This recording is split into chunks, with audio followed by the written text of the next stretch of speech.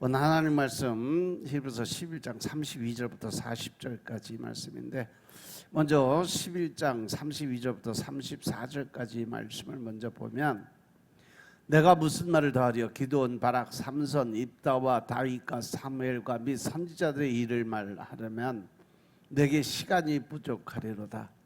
저희가 믿음으로 나라들을 이기기도 하며 의를 행하기도 하며 약속을 받기도 하며 사자들의 입을 막기도 하며 불의의 세력을 멸하기도 하며 칼날을 피하기도 하며 연약한 가운데서 강하게 되기도 하며 전쟁의 용맹이 되어 이방 사람들의 진을 물리치기도 하며. 할렐루야.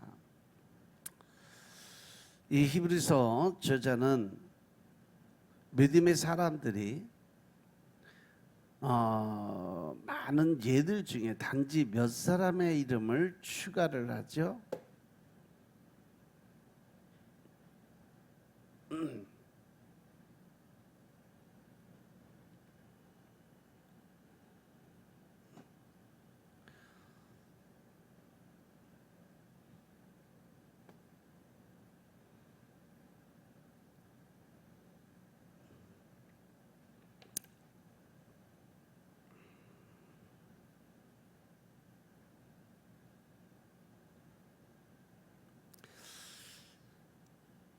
기드온, 바락, 삼손, 다윗 등은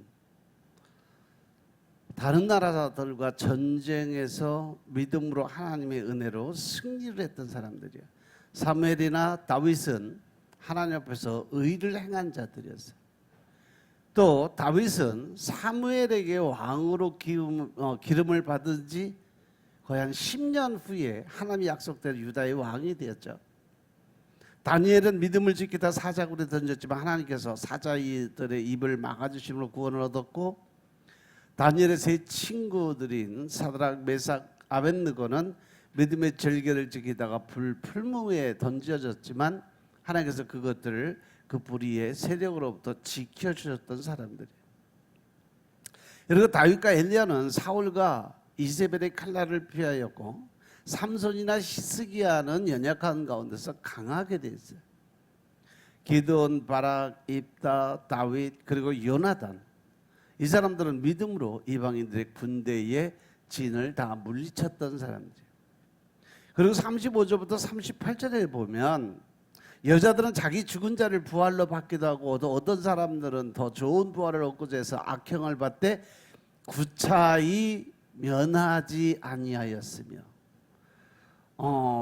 이 죽음의 자리, 즉 순교 자리에 있으면서도 목숨을 구걸하지 않고 살았고, 또 어떤 사람들은 희롱과 채찍질뿐 아니라 결박과 옥에 갇힌 시험도 받았고, 돌로 치는 것과 톱으로 켜는 것과 시험과 칼에 죽는 것을 당하고, 양과 염소의 가족을 유리하여 37절 궁핍과 환난과 학대를 받았으니, 38절, 이러한 사람은 세상이 감당치 못하다 저희가 광야와 산중과 암날과 토굴에 유리하였다고 되어 있어요.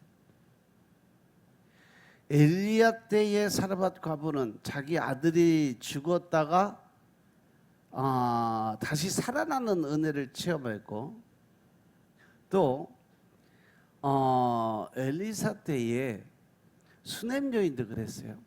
죽은 아들이 다시 살았죠. 그러나 그보다 더 놀라운 믿음은 악형을 받았는데 구차히 면하려 하지 않고 더 좋은 부활의 소망을 가진 그러한 믿음들이었어요. 므낫세 때 무고한 그 많은 사람들이 죽임을 당했는데 그 와중에 그러한 사람들이 있지 않았을까 하는 그러한 생각을 해봐요.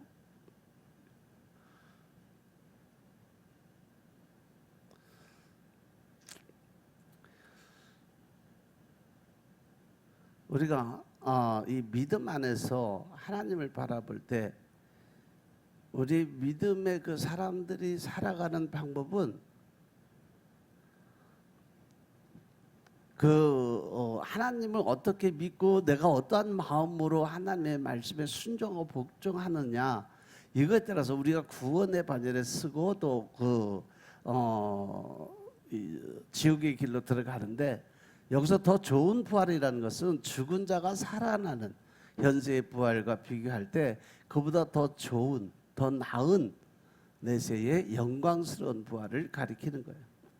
유다의 아사 왕은 말년의 범죄에서 자기에게 바른 말을 전해주는 선견자 하나니를 오기에 가두어 버렸죠. 이스라엘 왕 아합 때에 참 선지자 미가야는 동료 선지자에게 뺨을 맞고 옥에 갇힘을 당하기까지 했어요. 또 선지자 예레미야도 뇌를 맞았고 작고를 채움으로 옥에 갇혔고, 토굴 음침한 방에 감금되어서 물 없는 진흙구덩이에 던지는 그러한 일을 당했어요. 하나님의 영을 받아서 바른 말을 했던 히스기야도 마찬가지요.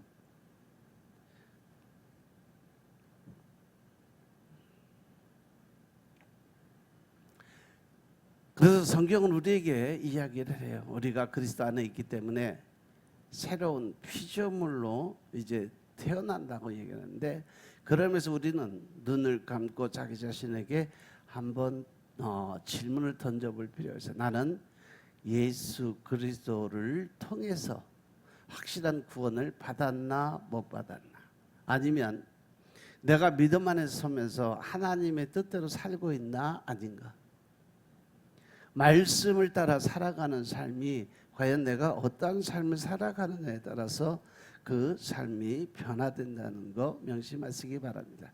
우리는 정말로 예수 그리스도로 말미암아 구원을 받은 자들이에요. 그리고 이 사실은 절대 변하지 않는 사실이라는 거죠.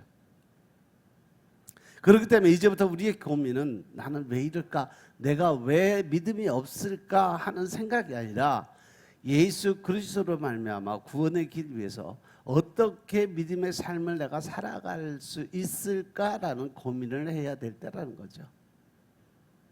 그다음에 이미 예수 그리스도로 말미암아 더 좋은 것을 받은 우리는 어떻게 살아가야 될까? 그것은 하나님의 사람으로서 살아가는 그 방법의 통로 안에서 우리가 바라볼 수 있는 것은 하나님의 사람들의 그 믿음 안에서 우리가 받고 살아갈 수 있는 것이 뭐냐는 거죠. 하나님의 뜻대로 살아가는 그 방법에서 우리는 더 좋은 것을 받는 우리의 담대함을 버리지 말고 살아야 된다. 우리는 더 좋은 것을 받은 자이기 때문에 하나님이 주시는 그 마음, 즉 담대함을 잃어버리면 안 된다는 거죠. 이것에 관련해서 오늘 이 33절부터 35절까지 말씀을 보면, 33절부터 35절까지 말씀을 보면 믿음으로 좋은 결과를 얻은 사람들의 이야기들을 쭉 나열을 해놨어요.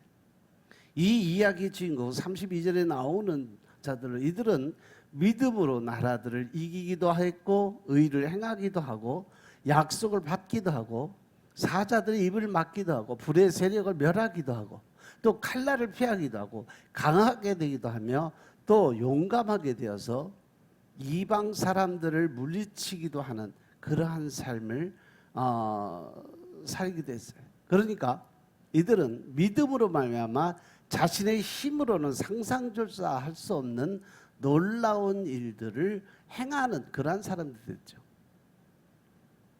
근데 이 모습이 담대함과 무슨 상관이 있을까? 33절부터 35절까지 말씀에 등장하는 모습들은 자신의 힘으로 이루어낸 것이 아니라 우리가 아는 것처럼 하나님께서 하신 일인데, 왜 여기서 우리는 담대한 자가 되라고 교훈을 얻게 되는 걸까?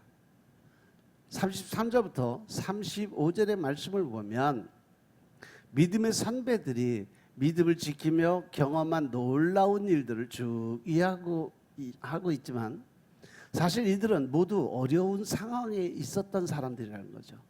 편안하고 즐겁고 이런 안락한 삶을 살아가는 상황이 아니라 늘 그 사람들 앞에는 연단과 고난이 있었고, 그 연단과 고난을 이기고 났을 때 하나님이 주시는 축복의 통로가 열렸다는 거죠.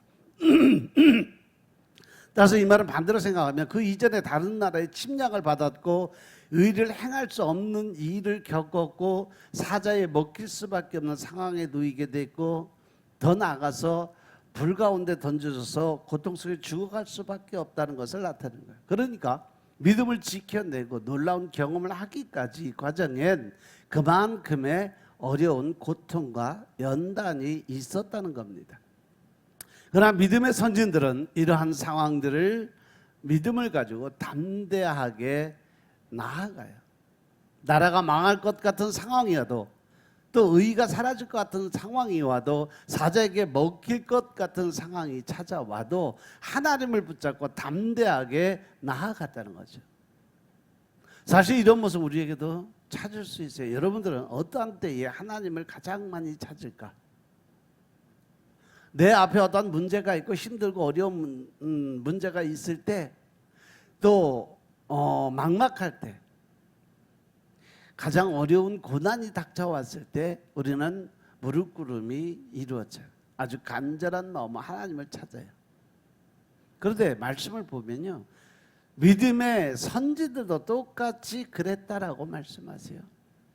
하나님의 사람들도 다 그 믿음의 고난이 닥쳐올 때 하나님께 간절한 마음을 갖고 엎드려 기도를 드릴 때 모든 일이 이루어졌다는 거죠.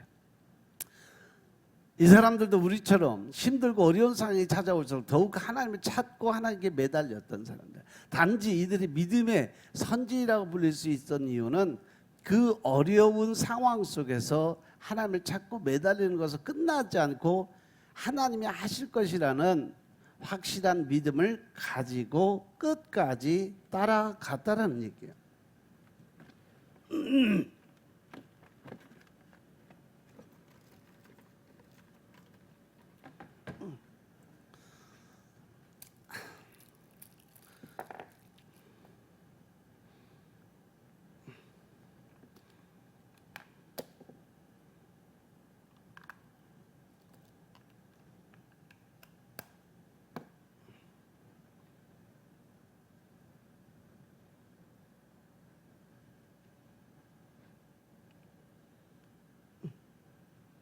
얘가 오르는 거 이렇게.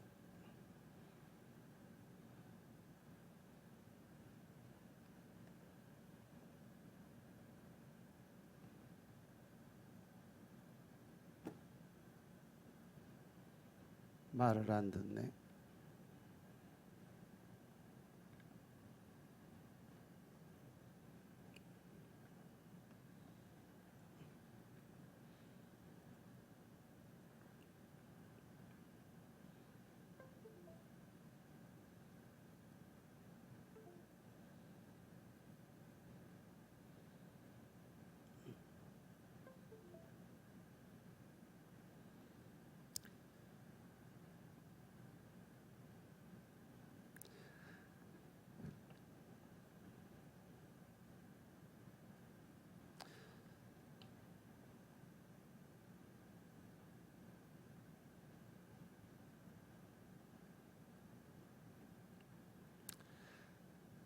이 믿음의 선진들의 이야기가 오늘 본문 바로 앞인 히브리서 10장에서도 같은 이야기라고 해서 히브리서 10장 36절의 말씀을 보면 너희에게 인내가 필요한 것은 너희가 하나님의 뜻을 향한 너희의 약속을 받기 위해서 그렇게 인내가 필요하다라고 말씀을 전하고 있어요.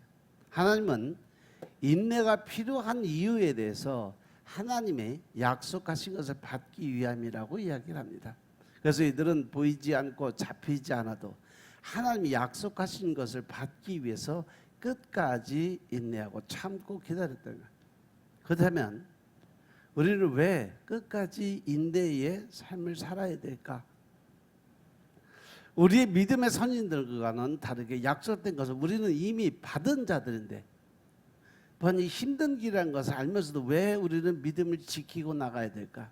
이것에 대한 답도 말씀을 통해서 바라보면요, 바로 뒷장에 히브리서 12장 1절과 2절 말씀을 보면 이러면 우리에게 구름같이 둘러싼 허다한 증인들이 있으니 모든 무거운 것과 얼매기 쉬운 죄를 벗어버리고 인내로서 우리 앞에 당한 경주를 경주하며 믿음의 주여 또 온전케 하시는 예수를 바라보자. 저는 그 앞에 있는 즐거움을 위해서 십자가를 참으사 부끄러움을 개의치 아니하시더니 하나님 보좌 우편에 앉으셨느니라 라고 기록되어 있어요. 히브리서 저자는요, 앞서 있었던 믿음의 증인들의 삶을 통해서 오늘 우리에게 이야기를 합니다. 믿음의 길을 걸어가는 그 방향에 대해서 모든 것을 벗어버리고 인내로 우리의 믿음이 시작이고 우리를 온전케 하시는 예수님만을 바라보자고 이야기를 합니다.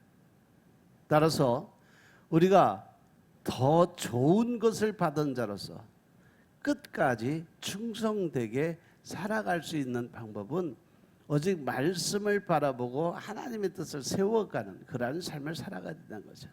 우리는 이미 더 좋은 것을 받은 자예요. 즉 예수 그리스도가 이 땅에 오시면서 벌써 우리에게 그 구원과 또 천국의 영생을 약속하신 것을 이미 받은 자들인 것임을 깨달으시기 바랍니다. 하지만 구약의 그 시대의 선진들을 보면 그때까지 예수님이 오시지 않았기 때문에 그들은 구원의 확신이 없었던 사람이에요. 그리고 우리는 구원이라는 보화가 숨겨진 것을 숨겨진 그 밭을 찾으며 그 밭을 얻기 위해서 발버둥 쳐야 했던 믿음의 조상들과는 다르게 예수 그리스도로 말미암아 이미 우리는 그 밭을 소유한 자들인 것임을 깨달으시기 바랍니다. 그렇기 때문에 우리가 해야 할 일은 이미 이 밭을 소유한 자로서 이를 주신 하나님의 은혜와 그 마음도 모른 채 어떻게 내가 이 밭의 주인이 될 수 있을까?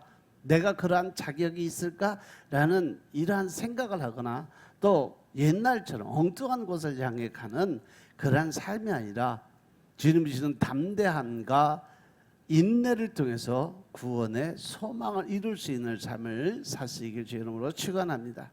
그렇기 때문에 이 시간 이 말씀을 전하는 저와 듣는 우리 모두가 어떠한 어려움 속에서도 하나님만을 바라보며 끝까지 믿음의 길을 걸어가는 여러분들이 되시길 주의 이름으로 축원합니다. 그래서 하나님이 예비하신 더 좋은 것을 온전히 누림으로써 세상이 감히 어떻게 할 수 없는 그러한 우리 모두가 되시길 주의 이름으로 축원합니다. 기도드리겠습니다. 아버지 하나님 감사드립니다. 우리가 온전히 하나님의 사람으로서 또 더 나가서 믿음의 주인 그 예수 그리스도를 바라보며 살아갈 수 있는 담대함의 믿음을 우리에게 허락하여 주옵소서. 그래야 하나님이 계획하시고 뜻하신 대로 우리가 이미 받은 것을 감사함으로 누릴 수 있는 축복의 자리에 서게 하옵소서. 오직 성령님의 임재하심을 통해서 우리의 삶이 새롭게 변화되고 더 큰 하나님의 사랑을 나누고 베풀 수 있는 믿음의 군사들이 되게 축복하옵소서.